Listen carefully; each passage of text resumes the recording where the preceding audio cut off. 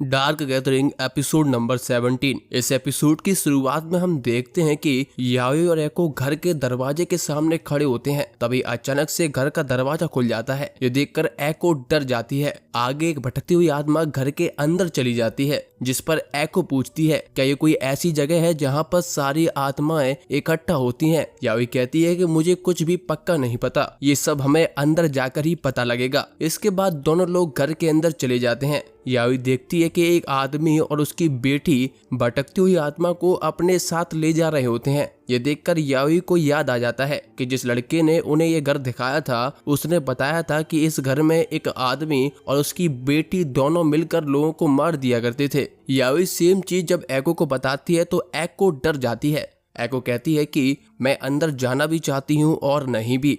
आगे आदमी और उसकी बेटी का भूत भटकती हुई आत्मा को एक कमरे में ले जाते हैं। बेटी की आत्मा एको और याओई की तरफ देखकर मुस्कुराती है और उन्हें अंदर आने के लिए इशारा करती है। ये देखकर याओई कहती है हमें बहुत ही सावधानी रखनी होगी, हमें नहीं पता कि ये भूत क्या चाहते हैं, और एको को उसके पीछे आने को कहती है। अगली सीन में दोनों लोग उस कमरे में पहुंच जाते हैं जहां पर आदमी और उसकी बेटी का भूत भटकती हुई आत्मा को लेकर गया था। हम देखते हैं कि उस कमरे में एक टेबल पर पानी का गिलास रखा होता है और एक गिलास जमीन पर पड़ा होता है। जैसे ही एको टेबल पर रखे गिलास को छूती है वो हिप्नोटाइज होकर गिलास से पानी पीने लगती है, पर तभी याओई उसे रोक देती है। याओई कहती है कि हमें ऐसे ही किसी घर में रखे हुए पानी को नहीं पीना चाहिए। ये सब देखकर बेटी की आत्मा बहुत ज्यादा चिढ़ जाती है क्योंकि याओई एको को पानी पीने से रोक देती है। आगे हम देखते हैं कि आदमी और उसकी बेटी का भूत भटकती हुई आत्मा को खींचते हुए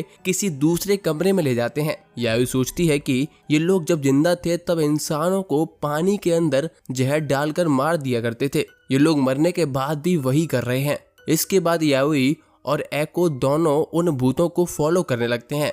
आदमी और उसकी बेटी का भूत एक दूसरे कमरे में जाते हैं जिसके बीचों ही बीच एक कुआं बना होता है। ये भूत मिलकर उस भटकती हुई आत्मा को उस कुएं में फेंक देते हैं और उसके बाद पेट्रोल डालकर आग लगा देते हैं। याओई सोचती है कि आखिर ये लोग मरने के बाद भी ये सब क्यों कर रहे हैं। आग की वजह से भटकती हुई आत्मा बहुत ज्यादा तड़पने लगती है। जैसे ही वो आत्मा कमजोर होकर कुएं के बाहर आती है तो एक बड़ा सा भूत कमरे की छत से बाहर निकलता है और उस आत्मा को खा जाता है।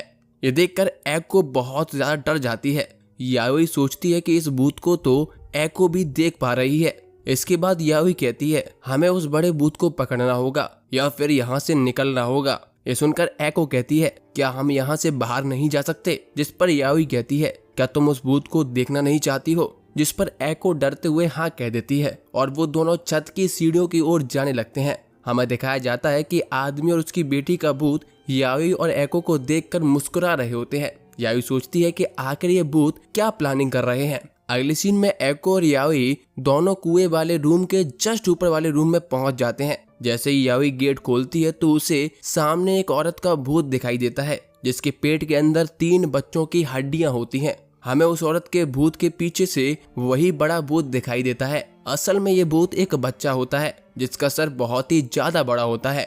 उसे देखकर एको डर जाती है। वो बच्चे का भूत एको की तरफ मम्मी मम्मी कहकर आ रहा होता है। उस बच्चे के भूत को देखकर बेटी का भूत उसे एंजल कहकर उसकी प्रार्थना करने लगती है। आगे जैसे ही बच्चे का भूत एको को छूने वाला होता है तो याओई एको को बचा लेती है। उसके बाद दोनों लोग वहां से भागने लगते हैं। भागते हुए दोनों को कुछ आवाजें सुनाई देती हैं। याओई सोचती है कि क्या हमारे अलावा यहाँ और भी लोग हैं। जिसके बाद वो लोग एक कमरे में देखते हैं जहाँ पर उन्हें आदमी और उसकी बेटी की यादें दिखाई देती हैं।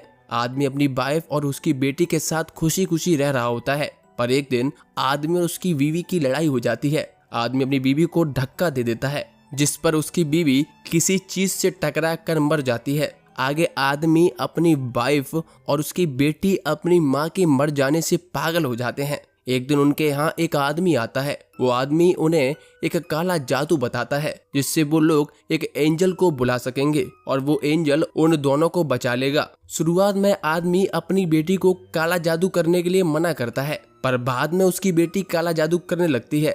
असल में ये दोनों बच्चा पैदा करते हैं ये सब देखकर याओई सोचती है उस आदमी की बेटी ने उस आदमी की बातों पर विश्वास कर लिया और उसके बाद घर के सेकंड फ्लोर पर काला जादू किया जिससे कि एंजल का जन्म हो सके, जिसके लिए उन्होंने एक जिंदा इंसान को मार दिया। शुरुआत में याओई जब कमरे में घुसती है तब उसे औरत का भूत दिखाई देता है जिसके पेट में 3 बच्चों की हड्डियां थी। ये उसी इंसान का भूत था। बाद में जब पुलिस को पता चला तब पुलिस ने उसकी लाश को वहां से हटा दिया, पर बाद में वहां पर उसका भूत रह गया। आदमी और उसकी बेटी काला जादू करने के लिए पहले किसी इंसान को घर बुलाते थे, उसके बाद उसे जहर देकर मार देते थे और फिर उसे जला देते थे। आगे याओई सोचती है कि एंजल को बनाने के लिए जो काला जादू किया गया था और जो आदमी की वाइफ के साथ हुआ था, दोनों चीजें आपस में रिलेटेड हैं। सबसे पहले काला जादू करने के लिए जो हड्डियां रखी थी वो एक औरत की थी जो कि आदमी की वाइफ और एंजल की मम्मी को दर्शाती हैं। हड्डियों के चेहरे पर कुछ चोट के निशान थे जो कि बताती हैं कि शायद आदमी की वाइफ के चेहरे की हड्डियां थी। आगे आदमी की बेटी एक बच्चे को जन्म दे देती है जिसे वो दोनों लोग मिलकर मार देते हैं। बाद में उसकी हड्डियों को उन्होंने एंजल को बुलाने के लिए यूज किया। उन्होंने उस बच्चे की आत्मा को उस औरत के भूत को खिलाने के लिए यूज किया जिसकी हड्डियां उन्होंने काले जादू के लिए रखी थी। ऐसा करने से एंजल का जन्म हो गया। उसके बाद लगातार नॉर्मल इंसानों को मारकर वो लोग बच्चे के भूत को स्ट्रांग बनाते रहे। आगे याओई सोचती है कि एक अच्छा परिवार था पर एक दुर्घटना की वजह से ये सब हो गया। मुझे ये समझ नहीं आ रहा कि एंजल का जन्म तो हो चुका था, उसके बाद भी ये लोग अब भटकती हुई आत्मा को क्यों मार रहे हैं। उसकी बेटी की आत्मा ने कहा था कि वो बस एक कदम दूर है, तो फिर क्या हो गया और ये लोग खुद कैसे मर गए। याओई ये सब सोच रही होती है तभी बच्चे का भूत उनके पास आ जाता है। इसके बाद दोनों लोग घर के बाहर भागने लगते हैं। जैसे ही घर का गेट खुलता है याओई और एको देखते हैं कि बच्चे का भूत घर के बाहर खड़ा होता है। आगे बच्चे का भूत एको को पकड़ लेता है। तभी याओई तुरंत ही अपनी डॉल से बच्चे का भूत पर हमला करती है जिससे डॉल का भूत निकलकर बच्चे के भूत का सर काट देता है और उसे खाने लग जाता है। याओई कहती है कि मैंने सोचा था इसे पकड़ लूंगी, फिर इसका यूज करके घर की रखवाली के लिए यूज करूंगी, पर ठीक है कोई नहीं। एको बहुत ही ज्यादा डर चुकी होती है और याओई को थोड़ी देर कार में आराम करने के लिए कहती है। इसके बाद दोनों लोग कार में जाकर आराम करने लगते हैं। तभी हम देखते हैं कि कार के अंदर फिर से वही बड़ा बच्चा आ जाता है। एको बहुत ही ज्यादा डर जाती है। बच्चे का भूत एको को कार से बाहर खींच कर ले जाता है और कार के सभी गेट भी लॉक हो जाते हैं जिससे याओई अंदर रह जाती है। आगे याओई गेट खोलने की कोशिश करती है पर गेट नहीं खुलते। दूसरी तरफ बच्चे का भूत एको के पेट के अंदर जाने की कोशिश करता है। याओई जैसे तैसे गेट को खोलकर एको के पास पहुंचती है पर तब तक बच्चे का भूत एको के अंदर जा चुका होता है। हम देखते हैं कि बच्चे का भूत एको के पेट के अंदर दिखाई देता है। एको को ऐसा देखकर बेटी का भूत मुस्कुरा रहा होता है। वो कहती है, आखिरकार अब मेरे काले जादू की आखिरी चीज पूरी हो जाएगी। जब मैं जिंदा थी तब मैं इसमें फेल हो गई थी और जो पुलिस वाली औरत यहाँ आई थी वो भी मारी गई। सारी चीजों को अच्छे से एनालाइज करने के बाद याओई को सब कुछ समझ आ जाता है। याओई सोचती है कि अब सब चीजें क्लियर हो गई है। आदमी और उसकी बेटी के भूत ने हमें इसीलिए अभी तक नुकसान नहीं पहुंचाया क्योंकि वो हमें मारना नहीं चाहते थे, बल्कि उन्हें एक लड़की की तलाश थी जो कि एंजल को जन्म दे सके।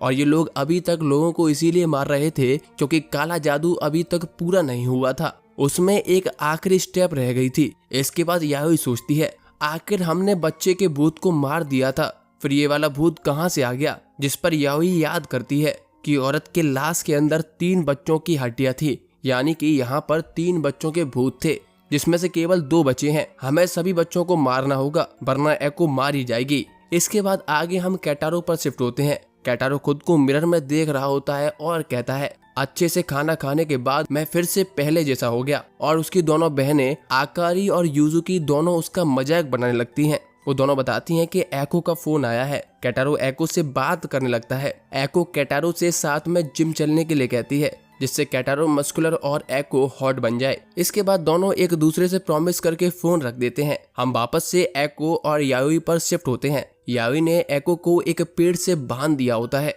एको कैटारो से बात करने के बाद अच्छा महसूस कर रही होती है। यावी कहती है मुझे नहीं पता कि कैटारो की 2 बहनें भी हैं, जिस पर एको कहती है कि उसका एक छोटा भाई भी है, मैं तुम्हें उससे बाद में मिलवाऊंगी। इसके बाद यावी अपनी उंगली पर लगी डॉल से एको की बॉडी से बच्चे के भूत को निकालने में लग जाती है। यावी जैसे ही अपनी डॉल वाली उंगली एको के पेट में घुसेड़ती है, बच्चे का भूत दर्द से रोने लगता है, पर एको को कुछ भी नहीं होता। ये देखकर यावी अंदाजा लगाती है कि एको का दर्द उसकी जगह मेरी डॉल झेल रही है। इसका मतलब बच्चे का भूत अभी पूरी तरीके से एको की बॉडी में नहीं घुसा है। इससे एको को किसी भी प्रकार का फिजिकल डैमेज नहीं होगा। यावी और तेजी से एको के पेट में अपनी उंगली से हमला करती है और बच्चे के भूत से कहती है अगर तुम मरना नहीं चाहते हो तो चुपचाप बाहर आकर निकल आओ। इसके बाद बचने के लिए जैसे ही भूत बाहर आता है, यावी के डॉल वाला भूत उसे खा लेता है। आगे हम देखते हैं कि भूत के निकल जाने के बाद भी उसका कर्स एको के पेट के अंदर रह जाता है।